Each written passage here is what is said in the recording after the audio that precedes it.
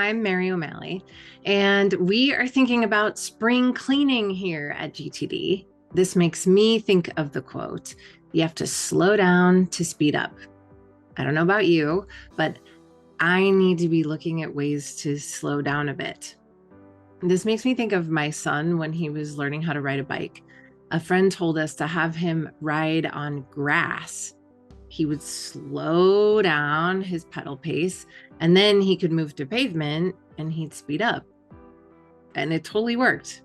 So, one way to replicate this with your GTD system is to check your projects and next action lists for verbs. Slow down and ask yourself, what is the next action really? Ask, how will I know when I'm done with this project? At GTD Focus, we review project and next action verb lists with our clients, and they find it really helpful. Another way to slow down is to disengage. It reminds me of that Anne Lamott quote, almost everything will work again if you unplug it for a few minutes, including you.